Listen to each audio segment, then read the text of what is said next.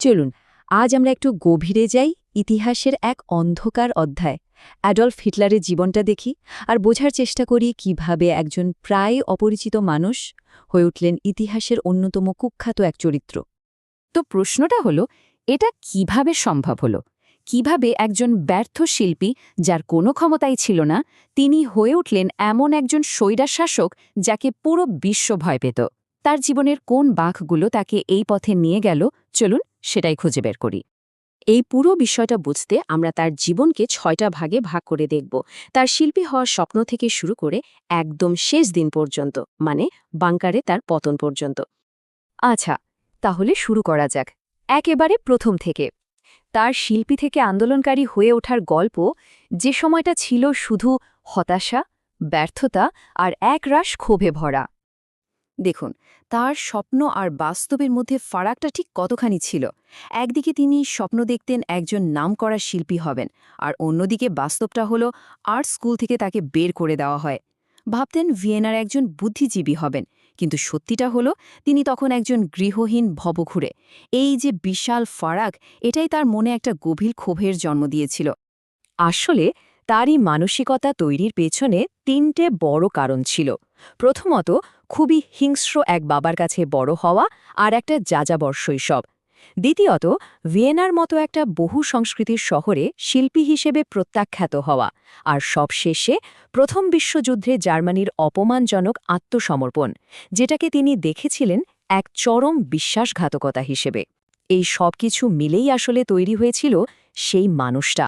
তো এই যে এত ক্ষোভ, এত হতাশা, এটা কিভাবে একটা রাজনৈতিক মতাদর্শে পরিণত হলো?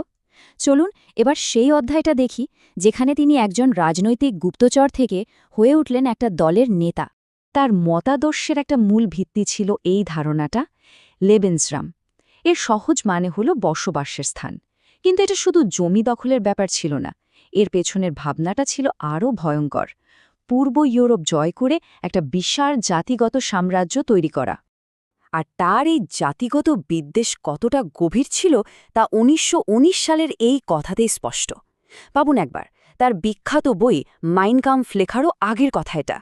তিনি বলছেন জার্মান সমাজ থেকে ইহুদি জনগণকে পুরোপুরি সরিয়ে ফেলতে হবে। মানে শুরু থেকেই তার উদ্দেশ্যটা কিন্তু পরিষ্কার ছিল। এখন সবচেয়ে বড় প্রশ্নটা হলো ক্ষমতা দখল। কিভাবে এমন একটা দল, যা তেমন কোনো জনপ্রিয়তাই ছিল না, তারা পুরো একটা দেশের ক্ষমতা দখল করে ফেলল? ব্যাপারটা কিন্তু বেশ অদ্ভুত। দেখুন, ১৯২৮ সালের নির্বাচনে নাৎসি পার্টির ভোট ছিল মাত্র ২.৬%। মানে রাজনৈতিকভাবে তাদের কোনো অস্তিত্বই ছিল না প্রায়। মানুষ তাদেরকে পাত্তাই দিত না।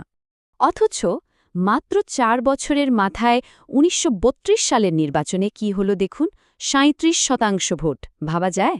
মহামন্দা জার্মানিকে এতটাই নাড়িয়ে দিয়েছিল যে মানুষ একটা চরমপন্থী দলের দিকে ঝুঁকে পড়ল, আর রাতারাতি তারা জার্মানির সবথেকে বড় দল হয়ে গেল। এই অবিশ্বাস্য উত্থানের পর ১৯৩৩ সালের জানুয়ারিতে তাকে চ্যান্সেলর বানানো হলো। জার্মানির তৎকালীন রক্ষণশীল নেতারা ভাবলেন, আচ্ছা, ওকে ক্ষমতায় আনি, আমরা ঠিকই ওকে সামলে নেব।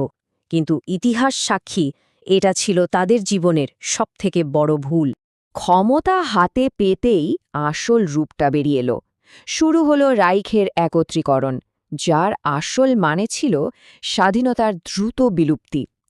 অবিশ্বাস্য গতিতে জার্মানির গণতন্ত্রকে একেবারে ধ্বংস করে ফেলা হলো। এই টাইমলাইনটা দেখলেই বোঝা যায় ব্যাপারটা কত দ্রুত ঘটেছিল। জানুয়ারি ১৯৩৩-এ চ্যান্সেলর হলেন। পরের মাসে ফেব্রুয়ারিতে রাইখস্ট্যাগে আগুন লাগার অজুহাতে সমস্ত নাগরিক স্বাধীনতা কেড়ে নেওয়া হলো। ১৯৩৪-এর জুনে দলের ভেতরের প্রতিদ্বন্দ্বীদের খুন করা হলো। আর আগস্ট মাস আস্তে আস্তে তিনি হয়ে গেলেন ফুয়েরার, চ্যান্সেলর আর প্রেসিডেন্ট, দুটো পদ মিলিয়ে একছত্র ক্ষমতার অধিকারী। মাত্র ১.৫ বছরে একটা গণতান্ত্রিক দেশ পুরোপুরি একনায়কতন্ত্রে পরিণত হল। তো হাতে এখন নিরঙ্কুশ ক্ষমতা। এবার শুরু হলো সেই ভয়ঙ্কর আদর্শকে পুরো বিশ্বের ওপর চাপিয়ে দেওয়ার পালা, মানে যুদ্ধ আর গণহত্যা। তাদের এই ইহুদি বিদ্বেষ কিন্তু হঠাৎ করে শুরু হয়নি।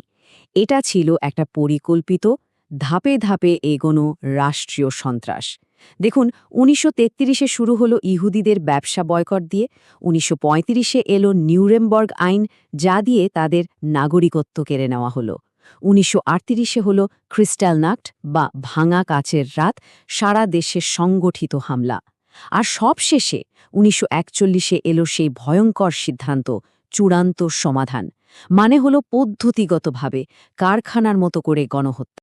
এই যে চূড়ান্ত সমাধান বা দ্য ফাইনাল সলিউশন শব্দটা, এটা শুনতে হয়তো ততটা ভয়ঙ্কর নয়, কিন্তু এই নিরীহ নামের আড়ালেই ছিল ইতিহাসের অন্যতম নৃশংস পরিকল্পনা, ইউরোপের প্রায় ৬০ লক্ষ ইহুদিকে পরিকল্পিতভাবে হত্যা করা।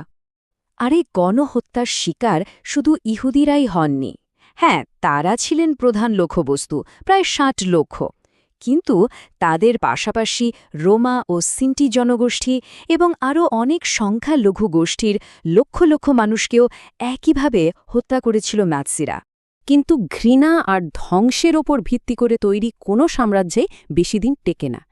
সেই যুদ্ধযন্ত্রের ভেতরেই লুকিয়েছিল তার নিজের ধ্বংসের বীজ। এবার আমরা দেখব তার পতনের গল্পটা। যুদ্ধের মোড় ঘুরে গিয়েছিল মূলত ৩টে বড় ঘটনার পর।